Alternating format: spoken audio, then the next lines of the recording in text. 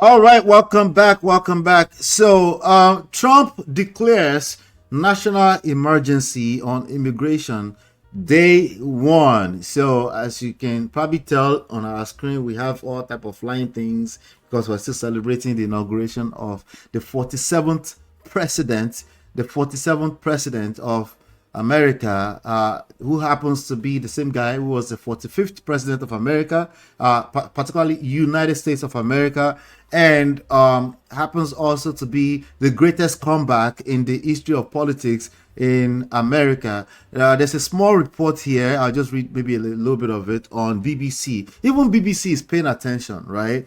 Great BBC. Trump declares national emergency. He has proclaimed America's decline is over. And I quote, America's decline is over, as he vowed to act swiftly through sweeping executive action, including declaring a national emergency at the US Mexico border. He actually says something about changing the name of the Gulf of Mexico to the Gulf of America. In his inaugural address, Trump said he is, quote, confident and optimistic as he returns to the White House with a, quote, a mandate to completely and totally reverse a horrible betrayal, referring to the last 4 years under his predecessor, Joe Biden. Obama showed up without his wife. Clinton showed up with his wife. All three of them got booed, by the way. President George Bush, the Jr., showed up with his wife. I saw only 3 black people. There were probably more people there. But anyway, I just wanted to drop that, give you guys some quick updates on what's going on. It looks like it's going to be an interesting next 4 years. I wanted to know what your take is on what you saw today. I know you watched some of it probably, and maybe you can give us your own recap. Thank you very much. Yes, sir. Let me start out by congratulating Mr. Donald Trump for running a tight campaign. It looked like he was not going to win, but he clinched it eventually. So we congratulate him for that. And that is the furthest I will go. And congratulate him. That's it. You don't have more. Because you look at that speech itself, very dark. His predecessor, whether as 45th president, was there in the person of Mr. Barack Obama. And his successor, the 46th, Mr. Joe Biden, was there as his predecessor to today's inauguration. Look at those, listen to those things he said about them. Who betrayed America? Can anybody, all of us Americans, can we say in good conscience that Barack Obama, Joe Biden, that they indeed betrayed America? I think people should know how to draw the line between politics and governance. Governance has started for him today, but he chose to make it the most horrible inaugural speech ever in the history of this country. And that is not good for all of us as American citizens. And then, what is that thing about renaming Gulf of Mexico, Gulf of America? Honestly, if you are strong and powerful, there is a way you manage all that, which is why in Yoruba parlance, you know, there is nothing he brags about doing that Obama did not do. Obama deported far more aliens from America than anybody. But you saw the subtle way in which he handled the diplomatic underbelly of the entire thing. That is what Mr. Donald Trump does not really seem to be embracing here. And you push the world too hard, the world will push back. And this dream of isolationism, that speech is replete with isolationist agenda. We must call it the way it is. Everybody is scared of speaking up and all that. So when you speak up or you speak truth to power, and the power decides, like Herod of old, or anybody for that matter, to kill you, after you are gone, after you are killed, what comes after? So this is why, very early enough, we are saying This is beneath the place of our country as the great icon of democracy and hope for the world. How you project your strength is not by going around saying because you want to excite some base, and then you continue to rub it on people right to their faces. So what's the essence of bullying those people who showed up as a matter of grace and solidarity in the interest of the country?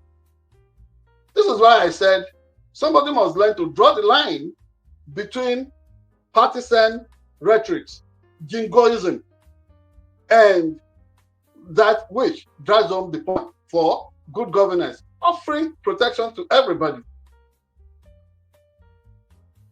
And what I know about the world in which we live, you may say you are utterly bad. You want to explore what has never been done before in power. There are people around you who you think are loyal to that dark agenda you want to foist on the vast majority of the people in your country. You unexpectedly, you will see them pushing back against you. Trust me, they will push back against you. So this idea of claiming Panama Channel, saying Gulf of Mexico is now Gulf of America and all that, that is not the business. However, about declaring an emergency at the border between Mexico and America and United States of America, old script being rehashed. Let us just continue to watch.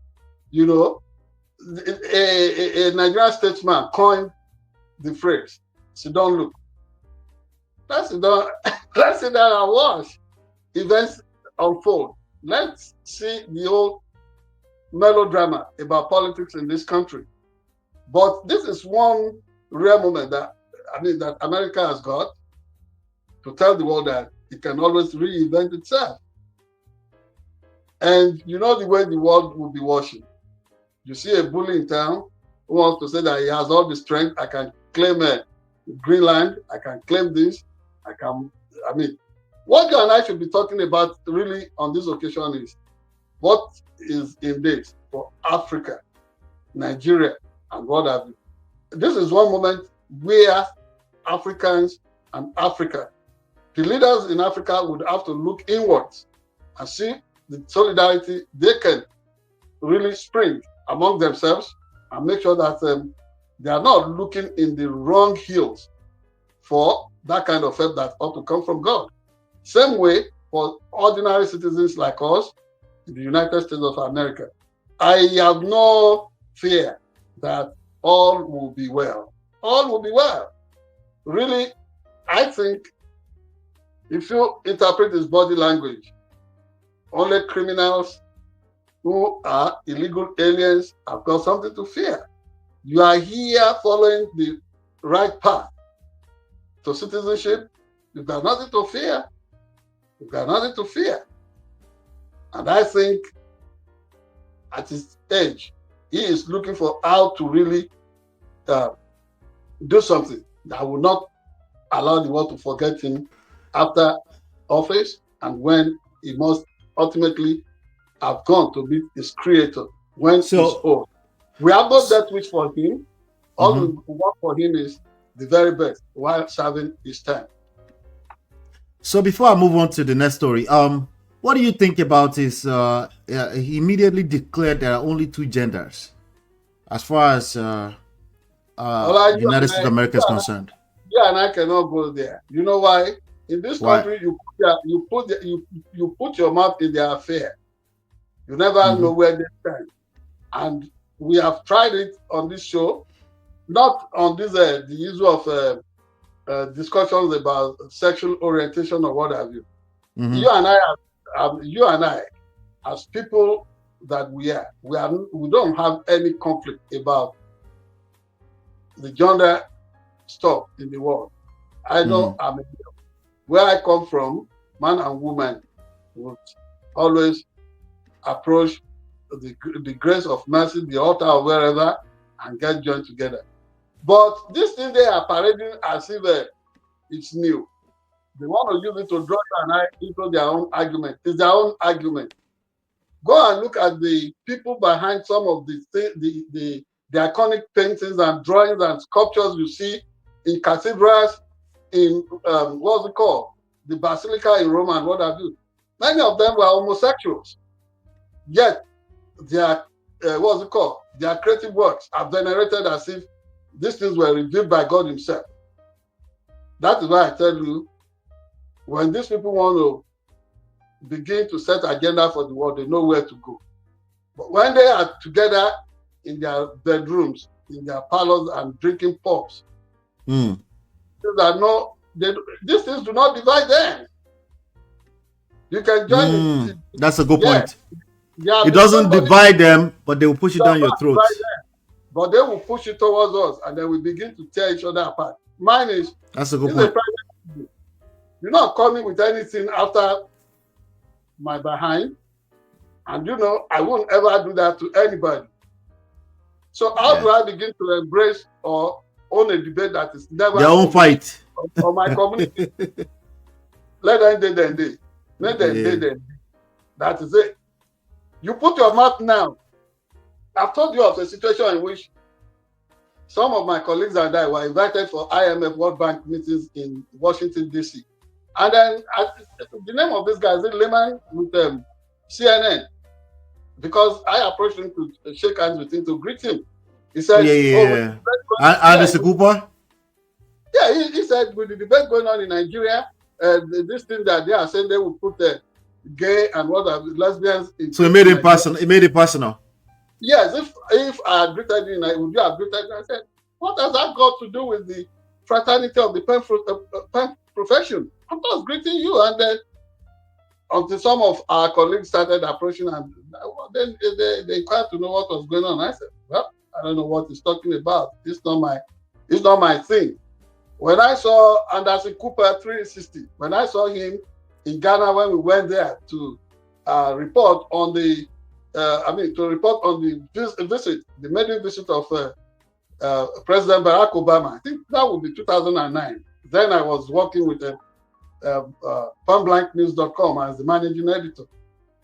We flew on the same plane from the US to Ghana at Delta Airline. And at the airport there, I greeted him. It doesn't affect my humanity. Yet, it does not influence how I relate with people. But me, I am straight. I'm proud to be straight. Simple. In every sense of it, eh? All right. Thank you. Hit the like button, share, subscribe. We never even finish with our women. They tell me to I'll be. I cannot time. All